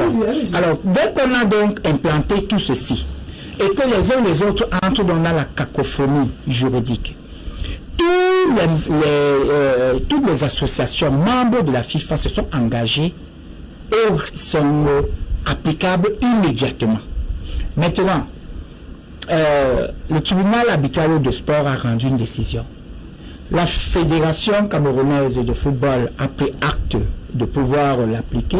Le ministre, pour pouvoir amener la Fédération camerounaise de football et la Ligue professionnelle de football à pouvoir s'attendre dans le cadre de l'application, les uns et les autres se sont toujours campés sur leur position. En fait, la décision que nous avons connue du TAS, donc du tribunal arbitral de sport du 20 novembre, n'est qu'une explication réhabilitée. Quand on dit que la Ligue de football professionnel est réhabilitée, en français facile, ça veut dire que c'est elle qui va organiser les championnats de football du Cameroun. Point. Maintenant, on commence à parler de légitimité. Est-ce qu'ils sont illégitimes? Mais n'oublions pas, quand vous les avez suspendus achevés au mois de juin dernier, mais comme ils étaient en situation de suspension et on les réhabilite aujourd'hui, c'est là où je salue. Donc on parle de non-ingérence en matière de football. Mais quand il y a deux murs pratiquement au seuil du jour où nous voulons organiser une compétition aussi importante et dont le gouvernement, l'État, le président de la République s'est investi à pouvoir nous donner ces infrastructures et dont tout le monde entier veut nous regarder la République pour pouvoir. Et donc nous connaissons les conclusions qui sont en réalité des conclusions qu'on a connues à la veille et le lendemain, la Ligue de football professionnel va assister à l'Assemblée générale organisée par la Ligue de football professionnel dans 8 mois. La Fédération camerounaise de football, parce que lorsque le championnat est organisé, la Fédération camerounaise pour l'arbitrage, donc pour pouvoir garantir la neutralité. Alors, elle doit également s'engager que le football quitte les administrations, qu'il revient sur le terrain et que nos joueurs... Cette réunion qui s'est tenue à la primature ne sont pas différentes. On n'invente pas le fil à couper le beurre. Sauf que ce sont les mêmes qui sont dans les décisions ou les sentences du TAS qui réhabilitent la Ligue. Elles n'ont pas été respectées. Est-ce que finalement, il faut la présence ou on va dire la réaction du chef de l'État pour mettre fin à ce bras de fer entre la Fédération camerounaise de football et la Ligue de football professionnel? Non, pour moi, je trouve ça tout simplement. C'est dommage qu'on se retrouve là avec des adultes qui savent ce que c'est que la loi, qui savent ce que c'est que les procédures et qui maîtrisent très bien les statuts de leurs différentes structures. Je pense qu'aujourd'hui, aucune, si la sentence, si par exemple, je parle d'une réunion qui aurait eu lieu le 29, si cette réunion était importante, même dans les différents correspondants que la FIFA a fait par même la fédération, ils n'ont jamais mentionné cela parce que ce n'est pas essentiel. Le plus important, c'est une sentence.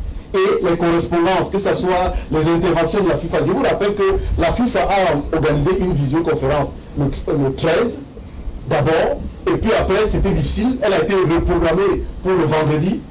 Et pour ce vendredi-là, pour ceux qui connaissent très bien la FIFA, parce que la FIFA ne peut pas aller à l'encontre d'une décision du TAS, parce que la LFPC allait immédiatement attaquer la FIFA au niveau du TAS. Donc la FIFA a dit que le championnat s'organise sur la protection de la fédération comme d'habitude, et elle a dit je vous donne la protection dans 3 semaines. En français, elle a aussi dit que la fédération a le droit d'organiser ses compétitions. Et bien sûr, puisque l'organisation du football Cameroun est organisée par la fédération. C'est logique. Dans tous les pays du monde, c'est la fédération, que ce soit au tennis, au handball ou n'importe quoi, c'est elle qui organise. Mais sauf qu'il y a des statuts et des règles qui attribuent l'organisation à X ou à Y. C'est tout ce qui est là. Et que aujourd'hui, là où nous sommes, ça serait difficile. C'est quasi impossible que ça se fasse pas rapidement dès que le championnat. Parce que maintenant, avec ce qui est arrivé vendredi, quand la RFC va programmer ce championnat et demander les arbitres et les officiels, la fédération est obligée. Parce que si la fédération ne le fait pas, là, ça devient une obstruction et là, c'est autre chose. Vraiment, autre chose, vraiment, c'est très spécial, Mathieu Rambial. Là, on parle de fracture entre la fédération et la ligue, alors que dans quelques semaines, parce qu'on est directement dans le mois de décembre, ça veut dire dans quelques semaines, 4 ou 6, le Cameroun est censé abriter le CHAN, qui est une compétition internationale où on attend justement le Cameroun au tournoi. Vous savez, plusieurs fois, on a reporté les compétitions à cause du manque de préparation du pays. Et aujourd'hui, ceux qui sont chargés de retirer le blason de notre sport sont ceux justement qui sont pointés du doigt pour faire ralentir ce sport-là. Il faut dire qu'on est là vraiment en plein Capharnaüm. On est là vraiment en plein désordre total. Donc, on comprend pourquoi le football camerounais, n'est-ce pas, depuis un certain temps, ne brille plus. Parce que face à de telles attitudes, ou des gens qui sont chargés, n'est-ce pas, de préparer la relève, de former les jeunes, de permettre aux jeunes de s'exprimer dans le domaine du football, les gens à qui on a donné cette responsabilité-là, passent son temps beaucoup plus à se battre entre eux, à se livrer à des bagarres et qui ne servent pas véritablement le football. Donc c'est regrettable et il faut plutôt regretter, il faut plutôt essayer de se mettre à la place de ces jeunes dans des équipes de football qui attendent véritablement de faire ce qu'ils apprennent au quotidien. Le football, pratiquer ce sport, briller, n'est-ce pas, former leur avenir, construire leurs rêves, aller jouer dans les plus grands clubs possibles dans le monde, ou alors porter le plus possible le drapeau du Cameroun. Donc tous ces jeunes gens-là sont pris en otage et tous ces formateurs, les entraîneurs, ils sont aussi pris en otage parce que c'est leur profession, c'est leur métier. Ils ne veulent faire que cela. Donc c'est vraiment regrettable. C'est tout le pays qui se retrouve encore, c'est toute la situation du pays qui se retrouve encore dans ce petit secteur qui est le football. Vous voyez comment le pays est en plein dans le désordre, en plein dans l'anarchie. Ça se retrouve dans des différents secteurs, dans les différents pans de la vie sociale. Donc on souhaite tout simplement que ces gens puissent faire preuve de patriotisme. C'est un manque de patriotisme qui entraîne qu'on se trouve dans une situation conflictuelle comme celle-là, une situation inexplicable. Parce que quand on pense véritablement à son pays, il y a des moments où on se dit, on fait profil bas. Si peut-être on se dit, ici, dans cette situation-ci, c'est moi qui suis le problème, présente sa démission. L'histoire jugera. Hein? Si monsieur Sénindé, vu son âge, si peut-être les gens de la FECAFO pensent que c'est lui le problème, hein? Avec toute la dignité de haut soldat qu'il a, il peut présenter sa démission et mettre les gens devant les responsabilités. Vous avez dit que c'est moi qui suis le problème. Hein? Vous demandez que je démissionne. Ok, je vous place devant vos responsabilités et l'histoire va juger. Oui, donc, mais comme ici au Cameroun, les gens sont trop attachés à leur petit gagne-pain, à des privilèges, même quand on a déjà 87 ans, même quand on a déjà 88 ans, on est toujours attaché à des privilèges. Un problème dans le gouvernement. Même quand on est dans l'incapacité. On est dans l'incapacité. Ça n'existe pas. Ces textes-là ne sont pas comparés. Il n'y a pas de limitage. C'est ça que c'est mentionné. façon de dire sont camerounais. Non, ne peut pas aller à la cause. Ça ligne par rapport à l'organisation du football mondial. Je vais terminer en disant que les Camerounais doivent avoir le patriotisme, un sens élevé du devoir, un sens élevé de l'honneur. Si vous n'avez pas d'honneur, on va vous traîner dans la boue. Mais quand vous avez de l'honneur, n'est-ce pas, vous posez des actes qui élèvent tout le pays. C'est là la situation, c'est ce qui explique notamment la situation notamment regrettable qui s'est vue aujourd'hui dans le football camerounais. Un football camerounais qui va mal, hein, et les premières personnes qui souffrent, ce sont les sportifs. qui malheureusement sont privés du championnat, d'abord interrompu par le coronavirus. Aujourd'hui, cette guerre entre la Fédération camerounaise de football et la Ligue. Oui.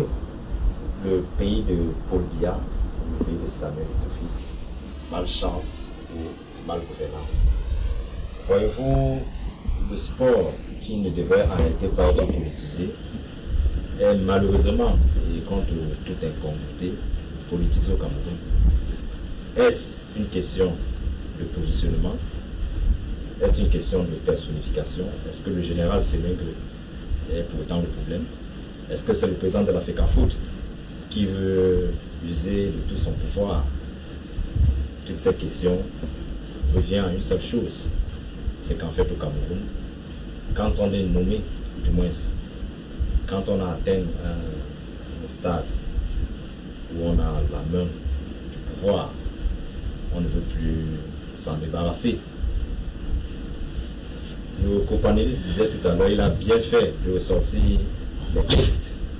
Et dans son déroulé, il a été très perceptible que c'est la fédération qui organise en tant que tutelle.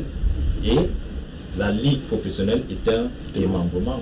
En réalité, il ne devrait même pas avoir cette équitabilité.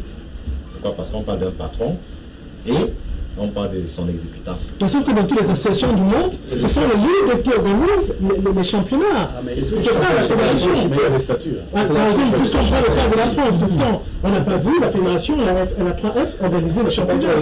C'est la ligue. L'année dernière qui a organisé.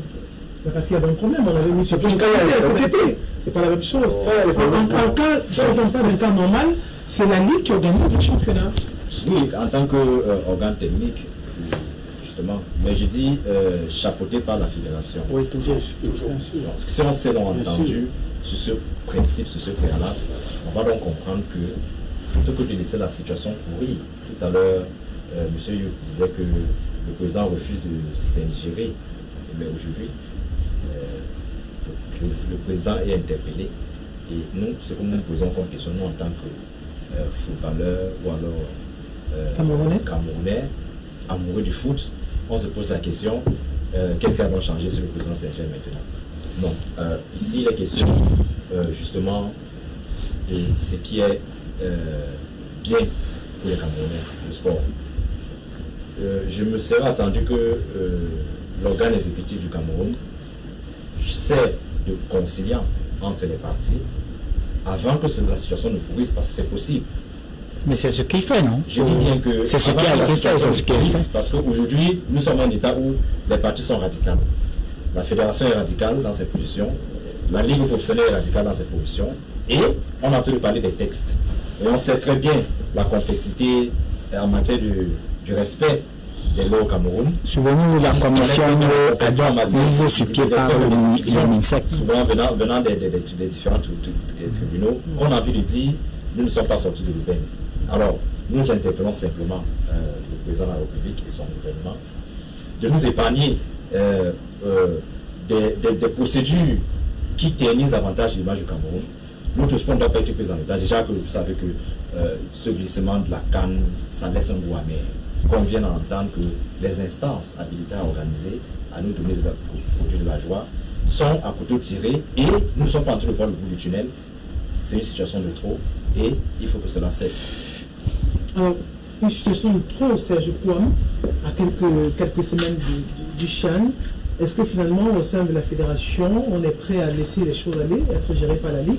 D'ailleurs, que la gestion du championnat par la Ligue est un pan vers le professionnalisme, d'où la Ligue professionnelle, le championnat professionnel. On est sorti d'un championnat amateur vers un championnat professionnel par l'installation et l'instauration de la Ligue. Ça, c'est sur le plan purement administratif. Mais quand vous regardez sur le plan pratique, pour ceux qui ont quand même l'expertise, vous allez vous apercevoir que de l'année 2010 ou 2011, où la Ligue est arrivée à aujourd'hui, le foot professionnel a beaucoup reculé plutôt au lieu d'avancer. Ça, c'est un constat réel pour ceux qui connaissent la mentalité au Cameroun et le foot professionnel. Maintenant, je voulais pour le compte de la fédération dire que la fédération n'est pour rien de façon réelle, de façon pratique. Elle n'est même pas d'accord avec le conflit. Et elle va d'ailleurs se plier à ce qui sera décidé au sommet de l'État parce que elle est dans le rôle de la fédération, c'est de faire jouer. Elle tient à ces compétitions. Mais, comme l'a dit le prédécesseur tout à l'heure, vous allez remarquer que de façon involontaire, les gens ont nivelé les valeurs entre la fédération et la ligue en créant de façon involontaire une fédération bis. C'est-à-dire on s'est comporté au niveau de certaines institutions comme si la fédération et la LFPC étaient deux entités qui étaient sur le plan horizontal, ce qui est faux. C'est une relation verticale. Et cette verticalité n'est pas à remettre en cause. C'est pour ça que la FIFA, dans son texte, sans pourtant remettre en cause ce qui a été dit par le TAS, dit c'est la fédération qui est responsable de ces compétitions. Comme pour dire que quelle que soit la structure qu'elle choisira, c'est à elle de superviser pour que le football puisse se jouer. Maintenant, je voulais revenir sur les propos de tout à l'heure pour dire que il y a une interprétation parfois qui est mal faite. Je vous dis que le problème à la LFPC vient de ses propres membres.